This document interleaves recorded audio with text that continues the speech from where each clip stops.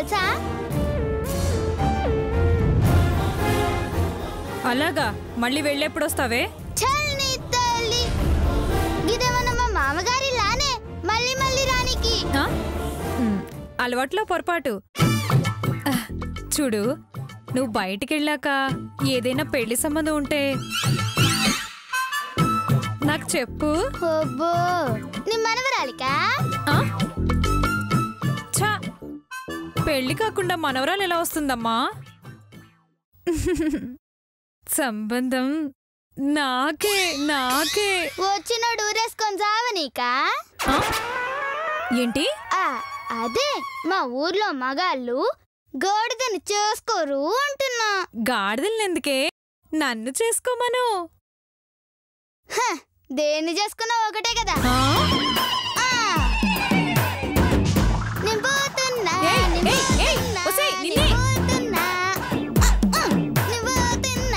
నన్నే గాడిదంటావే? చెప్తానే, నీ పని చెప్తాను.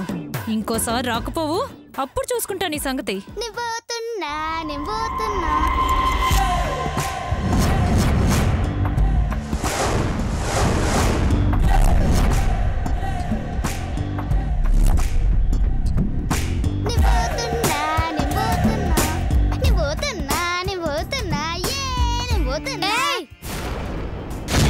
ఏందే?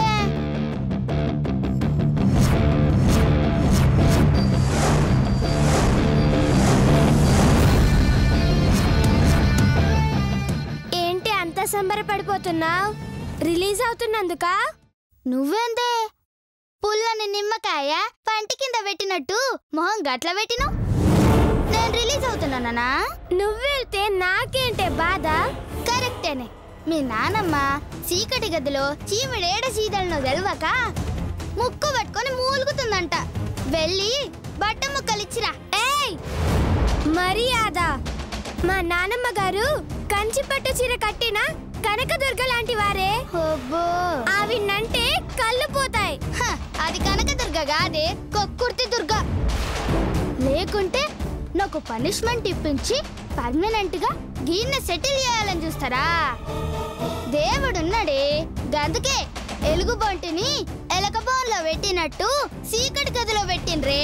నార్మల్, నేను శపించానంటే అదే శిక్ష నీకు పడుతుంది. అబ్బచా, గట్ల నానే. ఏది శపించవే, శపించవే, శపించవే, కానీ శపించు.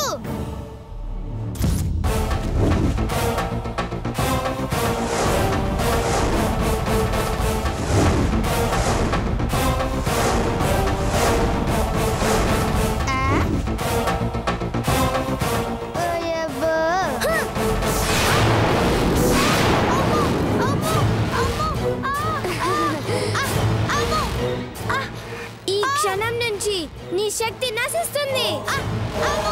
నువ్వు బలహీనమైపోతావు, అర్భకరాలు అయిపోతావు.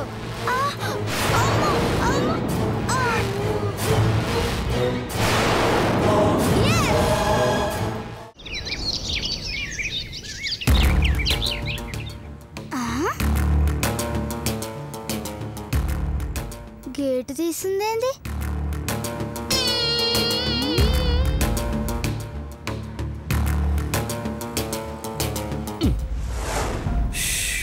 జరిగింది మర్చిపోండి సార్.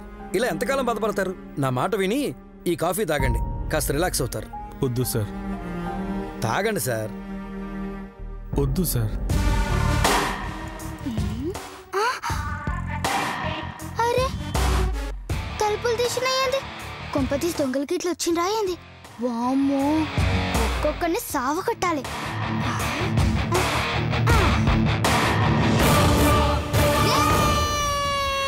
పర్వాలేదు, తాగండి సార్.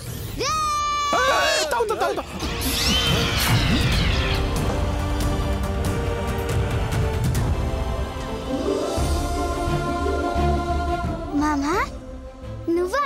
అంటే నువ్వు కర్ర తెచ్చింది నా కోసం కాదా? చిచ్చి, నీ మీదకెందుకు తెస్తాను మామా? దొంగలొచ్చిండ్రేమో అనుకున్నా. ఈయన చూస్తే ఎవరైనా దొంగోడే అనుకుంటారు. ప్రస్తుతం ఆ గడ్డంలో మీరు కూడా అలాగే ఉన్నారు సార్. సర్లే, ఏం తెచ్చినావు మామా? ఎవరైనా ఎప్పుడు వచ్చారని అడుగుతారు, నువ్వేంటే ఏం తెచ్చాడని అడుగుతున్నావు? తేవడానికి మీ మామ వెళ్ళింది ఫారిన్ టూర్ కాదు, లోకల్ జైలుకి. మీరు ఊకోండి సార్. మామా, ఏడికి పోయినా గుర్తు కోసం ఏదో ఒకటి తెచ్చుకోవాలి. బచ్చా, మరి తమరేం తెచ్చారో? ఉండు మామా, చూపిస్తా.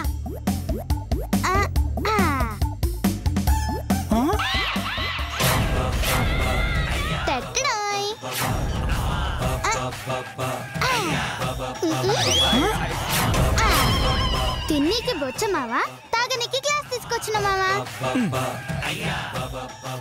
అందరు దొంగతనం చేసి జైలుకి వెళ్తారు, నువ్వు ఆ జైల్లోనే దొంగతనం చేసి వచ్చావన్నమాట.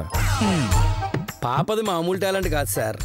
అందరూ జైలు అంటే భయపడతారు, మన శ్వేత ఆ జైలునే భయపెట్టేసింది. Thank you sir. సార్ మీకోసం ఇగో ఈ సబ్బు తెచ్చిన సార్. సబ్బా? ఎవరిది? నాదే సారు. రుద్దుకోమని జైలు ఇచ్చిండ్రు, నేను దాచిపెట్టి తీసుకొచ్చిన. అంటే నువ్వు రుద్దుకోలేదా? ఏహే, నా సబ్బు నేను రుద్దుకోనీకి నేను మీలకు అమాయకుని అనుకున్నారా సార్? నిజమేలే, పక్క వాళ్ళవి వాడడమే తప్ప మన వస్తువులు వాడడం మనకు అలవాట్లేదుగా. Correct sir. అవు మామా, నువ్వెట్లా బయటకు వచ్చినావు? నీకెవరు బెయిల్ ఇచ్చిండ్రు? ఈయన నేనే దేవుళ్ళలాగొచ్చి బెయిలిచ్చాడు. దేవుడిలాగానా? అంటే శివునేశంలో శూలం పట్టుకొని వచ్చిండ్రా, రామునేశంలో బాణం పట్టుకొని వచ్చిండ్రా? నీ బొంద, దేవుళ్ళ అంటే పగటి వేషగాళ్ళలా కాదే, సమయానికి ఆదుకున్నాడు అని. 10 లక్షల పూచీకత్తు మీద నన్ను విడిపించాడే, లేదంటే నేనింకా జైల్లోనే ఉండేవాణ్ణి.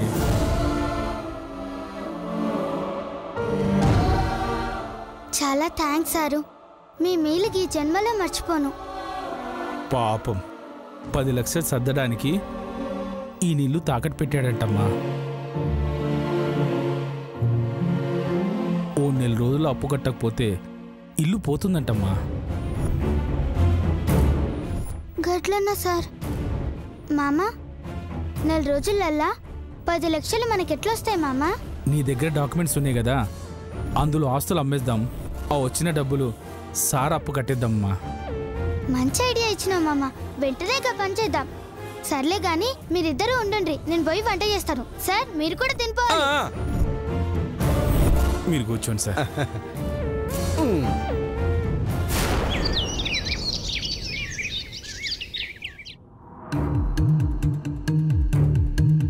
పాపం, నా వల్ల మా బావ జైలుకెళ్ళాడు. చెయ్యని తప్పుకి శిక్ష అనుభవిస్తున్నాడు. ఎలాగైనా సరే బావని కాపాడాలి, వెళ్ళి లాయర్ని కలవాలి. అమ్మా, అనయ్య, పండు, బాబాయ్, మా నాన్న లేడు, మీ నాన్న లేడు, మా అమ్మ లేదు, నానమ్మలు ఎట్టెళ్ళారే? అది బాబాయ్ నానమ్మ. నానమ్మ,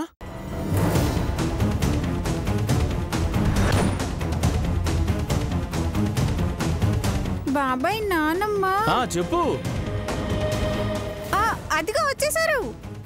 అమ్మా, నాన్న చేతు,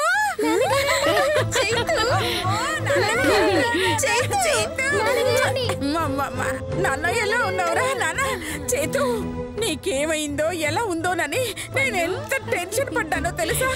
ఆ దేవుడి దయ వల్ల నీకేం కాలేదు, అంతే చాలు నాన్న. అమ్మా, నువ్వు ఉండగా నాకేమవుతుందమ్మా?